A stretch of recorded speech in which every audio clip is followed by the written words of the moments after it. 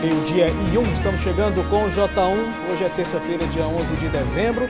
A partir de agora, a gente te informa de tudo o que rola aqui no entorno de Brasília, em nosso estado e também na capital federal. Neste momento, os termômetros marcam aí 23 graus, céu com algumas nuvens, possibilidade de mais chuva aqui no entorno. Obrigado pelo carinho e pela audiência de sempre na hora do almoço. Na edição de hoje você vai ver: 4 presos na Operação Confraria na semana passada foram soltos essa noite. A gente fala também sobre a Operação Quinta Geração, que investiga o desvio de dinheiro da Câmara de Cachoeira Dourada. Falta de espaço em calçadas incomoda pedestres em Valparaíso. Esbarram na outra e às vezes tem deles que vem nervoso, entendeu? Às vezes até causa confusão, né? Que eu já vi confusão ali causada por conta de tumulto. Polícia investiga a atuação de falso dentista em Goiás. Caso João de Deus. Desde que supostos casos de abuso sexual envolvendo o médium vieram à tona, centenas de novas denúncias surgiram.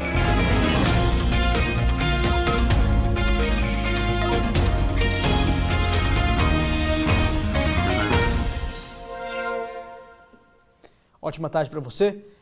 Um ônibus interestadual foi assaltado na BR-040 na madrugada de hoje. De acordo com a polícia, o ônibus da empresa Real Expresso foi abordado por 5 homens armados por volta das 3 horas da manhã em Cristalina. O ônibus seguia de Brasília com destino a São Paulo. Ao todo, 23 passageiros estavam no veículo. Apesar do susto, ninguém se feriu, mas os passageiros tiveram os pertences roubados.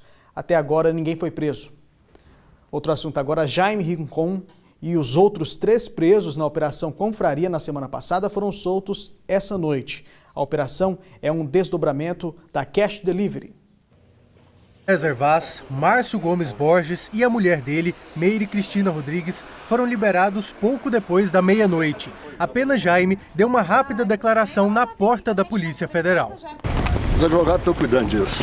Os 4 foram presos no último dia 6, durante o desdobramento da Operação Cash Delivery. Segundo a Procuradoria da República, só a prisão poderia interromper a carreira criminosa de todos eles. A defesa de Jaime e dos outros 3 tinha entrado com um pedido de habeas corpus que a Justiça estava analisando desde a semana passada. Jaime Rincon é ex-presidente da Agência Goiana de Transportes e Obras, a AGETOP, e é considerado o braço direito do ex-governador Marconi Perillo, do PSDB. Ele já tinha sido preso em setembro na Operação Cash Delivery. Na nova fase, a Polícia Federal apurou que Júlio César Vaz, presidente da Companhia de Desenvolvimento Econômico de Goiás, a Codego, e Márcio Gomes, gerente-geral da companhia, formavam, junto com Rincon, um grupo criminoso destinado a levantar dinheiro especificamente para Marconi Perillo. Além disso, os investigadores suspeitam que Márcio e a mulher dele, Meire Cristina, comissionada do Estado, mantinham esquemas de corrupção e recebimento de propina,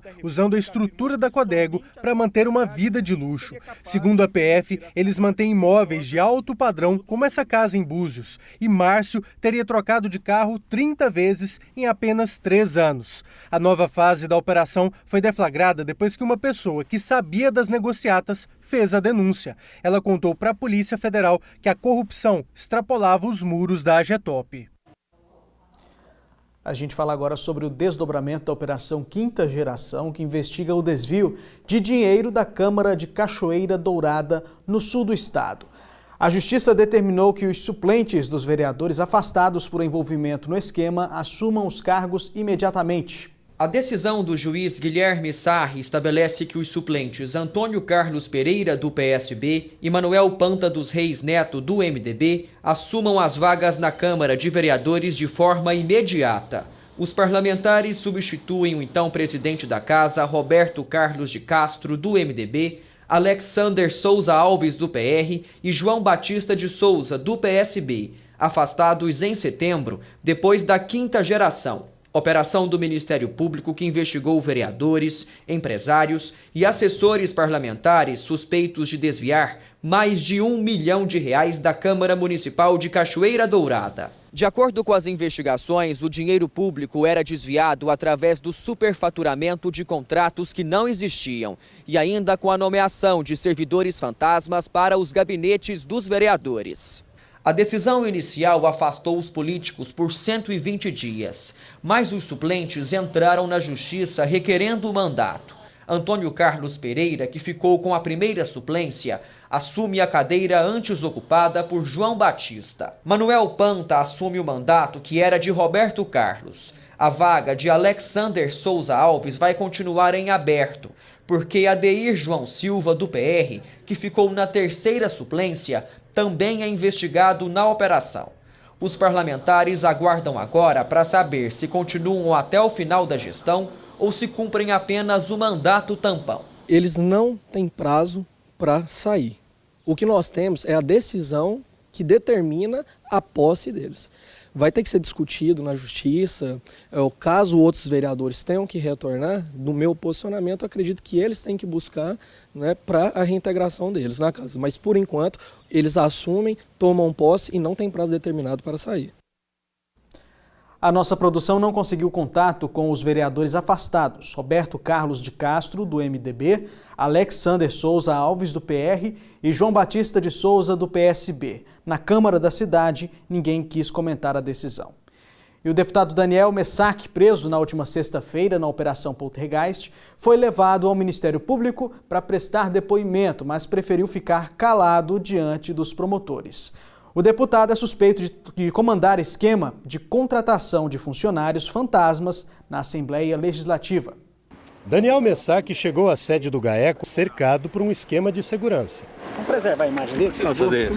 O deputado deixou o prédio cerca de 35 minutos depois. Por orientação dos advogados, ele não respondeu a nenhuma pergunta dos promotores. Daniel Messac foi preso na última sexta-feira num desdobramento da Operação Poltergeist, que investiga a contratação de funcionários fantasmas. Segundo o Ministério Público, o parlamentar estaria intimidando a principal testemunha do caso, um ex-contratado do gabinete dele, que afirma ter recebido salários sem comparecer à Assembleia. No mês passado, o pastor Wagner Sebastião Fernandes e o policial federal afastado Anderson Luiz Coelho foram presos, depois de abordar o denunciante. Foram até lá, no fórum, determinaram a ele que alterasse o seu depoimento, o teor do seu depoimento, que não prejudicasse a pessoa de Daniel Messac. Nessa segunda-feira, a testemunha que denunciou o esquema na Assembleia foi ouvida pela segunda vez pelos promotores. Ela reforçou a denúncia de coação, que fez em maio de 2017, e disse que as ameaças não partiam apenas do pastor e do policial federal afastado, mas também de outras pessoas. Foi interrogado o réu, o último réu, né? Os outros dois já haviam sido interrogados, apresentaram versões completamente diferentes. O deputado exerceu o direito constitucional ao silêncio, e nos próximos dias, ainda essa semana, será oferecida denúncia criminal contra os três por embaraço em investigação. Os advogados do deputado não quiseram gravar entrevista. Eles tentam no Tribunal de Justiça um recurso para que Daniel Messac responda em liberdade. O pedido deve ser julgado na próxima quarta-feira. A defesa do deputado Daniel Messac disse que nunca houve ato de coação à testemunha e que vai questionar as contradições dela junto ao Ministério Público. Hora da primeira rodada de participações aqui no J1. Você sabe que participa ao vivo com a gente pelo nosso WhatsApp. O número é o 984424000. Vamos dar uma olhada no que chegou aqui. Tem mensagem do Wellington de Valparaíso. Sou do setor de Chácaras Anhanguera B, Valparaíso 2. A situação aqui é triste. Fica impossível transitar nessa rua. Todos os moradores pagam IPTU todos os anos. E é essa situação há mais de 10 anos. Valeu aí o Wellington com a bronca dele em relação à situação lá do bairro onde ele vive. Érica de Cristalina. Vivo no bairro Dener. Aqui no bairro tem um lote vago que diz ser da prefeitura. Já teve projetos, mas nada saiu do papel. Está aí a Érica com a sua reclamação em relação ao problema também ali perto da casa dela no bairro Dener, em Cristalina. Agora é a mensagem da Jane Queiroz de Lusiânia. Moro no Parque Estrela d'Alva 9 e essa é a situação do meu bairro. Mato e falta de asfalto. Vamos dar uma olhadinha no que a Jane mandou pra gente. Foi um vídeo, né? Vamos ver? Essa é a rua em que eu moro. Essa rua aqui está em situações precárias. Quando chove, carro aqui não se passa. Porque na esquina eles atolam aqui. Não tem condições de um carro passar por aqui. Dificulta até mesmo para moto. As pessoas estão colocando entulhos dentro dos buracos, né, para amenizar a situação, achando que pode amenizar, mas na verdade a situação está ficando cada vez pior. Ao lado da casa em que eu moro, tem 2 lotes que estão desocupados, 2 lotes baldios. Só que a situação do lote que se encontra do lado esquerdo está bem pior.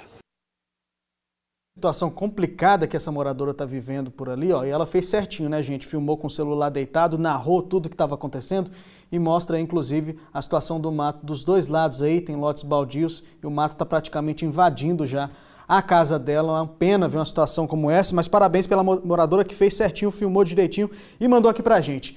E olha só, daqui a pouco tem mais mensagens aqui, mas eu já vou fazer esse convite para você agora. Tá chegando o aniversário de Lusiânia, né? E você morador aqui de Lusiânia, pode fazer o seu vídeo falando do que você acha de morar na cidade, dando os parabéns também ao município, que a gente vai exibir aqui no J1 na quinta-feira. E veja a seguir, moradores de Valparaíso reclamam da dificuldade de andar pelas ruas do comércio por causa da quantidade de vendedores nas calçadas. E ainda dezembro laranja é o mês de prevenção contra o câncer de pele. 12h12, nós voltamos em instantes.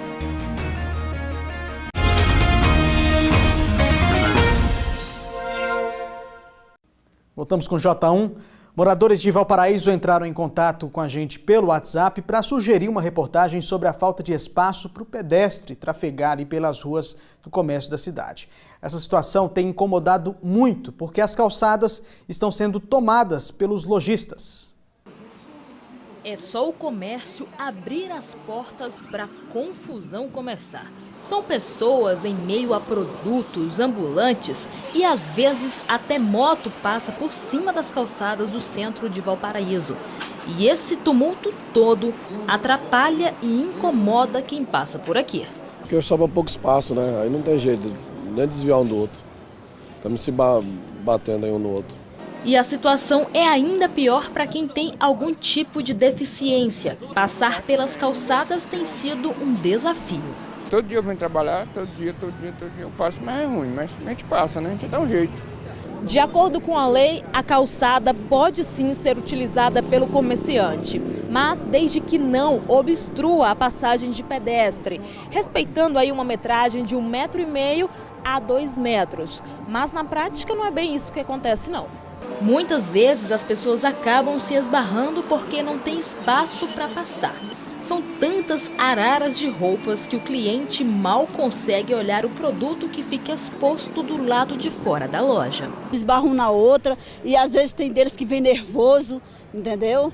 Às vezes até causa confusão, né? Que eu já vi confusão ali causada por conta de tumulto. Eu acho muito errado. É muito difícil. Segundo a Secretaria de Habitação e Desenvolvimento Urbano, a calçada é constituída por 3 partes: faixa de acesso, faixa livre e faixa de serviço. Mas no meio dessa bagunça toda fica até difícil entender que faixas são essas. Olha só, gente, por nota, a Superintendência de Fiscalização Municipal de Valparaíso informou que, segundo a legislação, a calçada pode ser usada pelos comerciantes, desde que não obstrua, não impeça ali a passagem de pedestres. A nota diz ainda que, recentemente, a fiscalização de posturas do município notificou lojistas do Parque São Bernardo que não estavam cumprindo essas normas. Eles agora têm um prazo para adequação. Os moradores podem denunciar casos parecidos pelos telefones 3629-4700 ou 3161-7048. E a polícia está investigando denúncias de pacientes sobre um dentista que não seria formado. Ele é suspeito de fazer implantes dentários em clínicas de Aparecida de Goiânia e também em Goiânia. 4 pessoas já registraram queixas. Foi preciso 1 ano para esta mulher descobrir que o tratamento dentário contratado sairia muito mais caro do que ela imaginava. 50 mil para o conserto e outros 50 mil foram pagos para alguém que, segundo ela, estava exercendo ilegalmente a profissão. Eu fui, né? Levei mais 2 parentes meus. Todos 3 têm problemas com ele. E quando eu fui questionar para ele, ele falou para mim que ele que era o dentista, não eu. No registro do Conselho de Odontologia, Leomar de Souza Silva consta como protético. Mas no contrato de aluguel do imóvel onde atendia, Leomar se apresentava como cirurgião dentista. Assim como nos áudios enviados aos pacientes para confirmar atendimento. As facetas tá com o Dr. Léo. Eu acredito que ele vai atender ele no máximo até segunda-feira. E você também, acredito que até segunda-feira a gente já atende você também. As vítimas procuraram a polícia, que está investigando o caso. Já temos aqui 4 ocorrências em desfavor desse falso dentista, né? Nós fizemos, inclusive, um TCO contra ele de exercício ilegal da odontologia. Parece que ele continua atendendo na região do setor Guanabara. Estamos averiguando, né?